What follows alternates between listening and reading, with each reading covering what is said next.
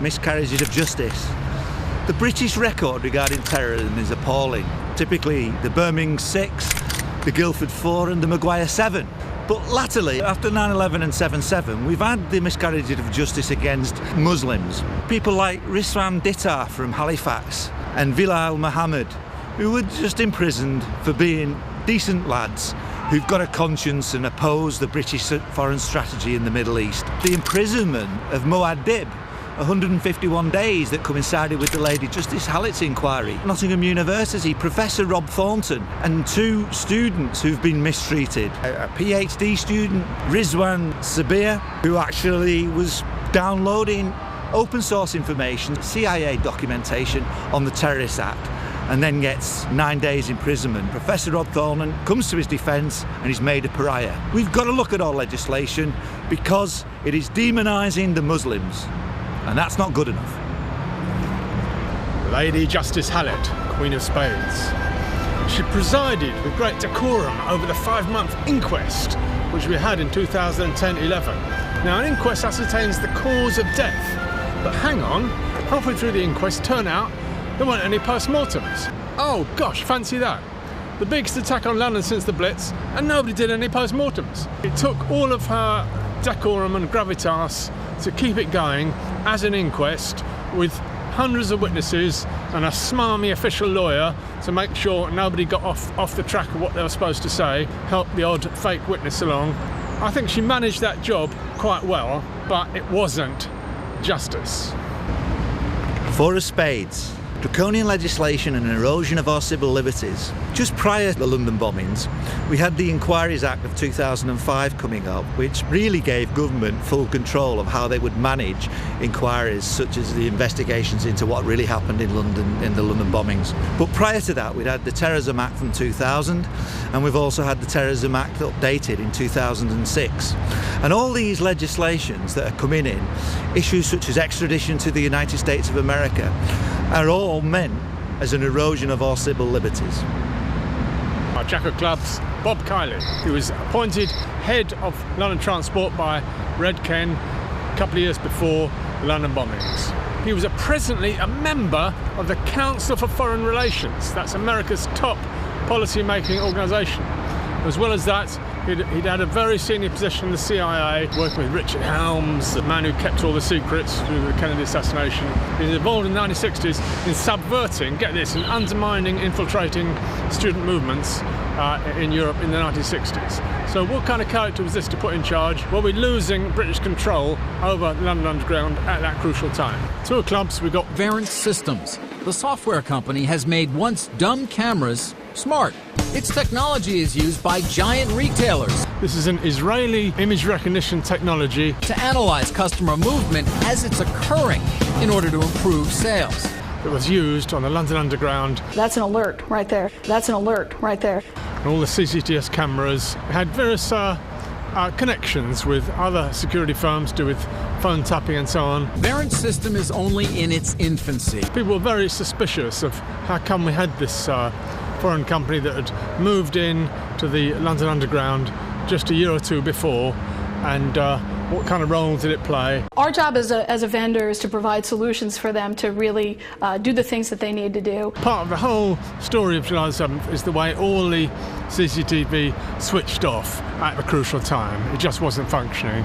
I would say the sky's the limit. Just as it was with 9/11. If Verint Systems were running everything during the London 7/7 bombings, Stagecoach, London Underground, and it all switched off on the bus and the Underground at the crucial times, then how is it that they didn't lose their contract, and how is it that they are still operating on London Transport to this day? 7 of clubs. HSBC Bank. What happened at Canary Wharf is the great mystery, because there were certainly reports going around, incidences such as assassinations, such as massive police presence, that went around in various reports, up to 19 of them. There was also a lock-in, including HSBC, where plenty of staff were locked in the premises. What on earth went on at Canary Wharf? There's been total denial. Senior management with HSBC and everybody who was locked in need to tell the truth and expose what happened. Benjamin Netanyahu. He had been busy banging the drums for war with Iran. Yes, even then. And he was in London for a conference, a big economic conference of Israel. He was warned just before he left his hotel not to go out that day because of what was about to happen. 6 minutes before, he received a warning. So then there was a lot of debate between Scotland Yard and Mossad who had given the warning first, okay?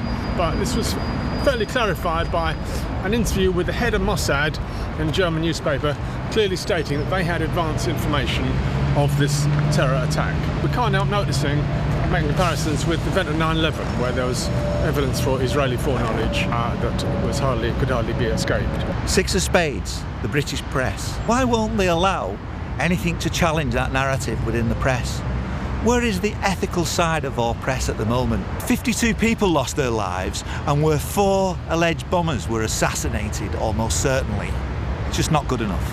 Stagecoach, this is our 10 of clubs. This was the bus depot where the 30 bus was residing the weekend before it blew up. And there was an anonymous but quite credible testimony posted on the Alex Jones Show, a website. 2 people who weren't normally there had spent the weekend going over doing maintenance work on this bus. And as we all know, on the day, the CCTV mysteriously didn't work on that bus. Gosh, what a surprise. And then the top neatly lifted off, looking as if it had been cut round the end with some giant tin opener, a very level surface all along the top. And we could see in one corner where a bit of the top was hacked along, where it hadn't quite torn properly. That bus had been prepared for what happened to it, okay? And Stagecoach was the place where we believe that hanky-panky was done. Operation Atlantic Blue in May of 2005, just months before the event. This was a huge terror drill with bombs simulated, with 3 bombs going off on undergrounds, synchronising with a major international summit. Well, how about that? It was a joint British-American terror drill, and all echelons of the British government were involved. Imagine an event where you have, for example, you have walking wounded being carried into hospitals, and you have some things really happening on the street, other things make-believe on computer screens. Imagination in preparation for the actual event. Okay, 9 of spades. This is Operation Hanover. This was a police terror drill, and it only came out at the inquest. We didn't know about it before, and it was just the very beginning of July 2005, and it was 3 bombs going off. It's a 3-fold event in central London, and the police had to have a terror drill responding to it. Gosh, fancy that. And at the inquest they explained that was why they're so well prepared for the July 7th bombing, because they'd rehearsed something like it the week before. They didn't seem to see anything very suspicious about this. Excellent bit of research by the July 7th Truth team in London, and it was about at least the 4th major terror drill rehearsal before the actual event happened. Rudolph Giuliani. What was he doing in London? What was he doing in England? Oh, he was having breakfast just at Liverpool Street Hotel when the bombs went off right underneath him. Gosh, didn't something similar happen a few years ago when he just happened to be at Ground Zero, Building 7, when the whole thing blew up, and he suddenly started managing the whole of Ground Zero as the mayor of New York. Did a fine job of stopping photographers being allowed to photograph Ground Zero, basically fencing it all off. Nobody did more for the official story at 9/11 than Giuliani. So fancy that, he's over here, maybe something to do with his security firm, helping his friend Benjamin Netanyahu with the conference, but he's a key character. And the day before, what was he doing? The day before July 7th, well, fancy that, he was up north giving a lecture to some police group, telling them how great the war on terror was, and how lucky it was that we had tough people like Blair and Bush to cope with the war on terror. So somehow he's a very key operator, and who knows, maybe he pressed the buttons. You know, you're really beautiful. And a woman that looks like that has to have her own special scent. Oh, thank you. Maybe you could tell me what you think of this scent. Oh, you dirty boy, you! Oh! Donald, I thought you were a gentleman.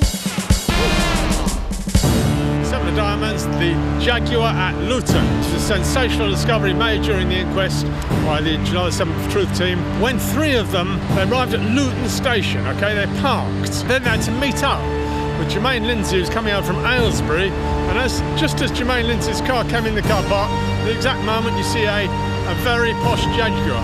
His lights go on, and it comes round to park together with, so the three cars all park together. And just the exact second they all park together, the CCTV switch is off. When the lads had a so-called dummy run, or a practice run, on the 28th of June, the week before, they showed that Jaguar was also there in the same spot. So somebody, a minder, who was there to meet those lads, and probably they all got out, he gave them their rucksacks that they had to carry.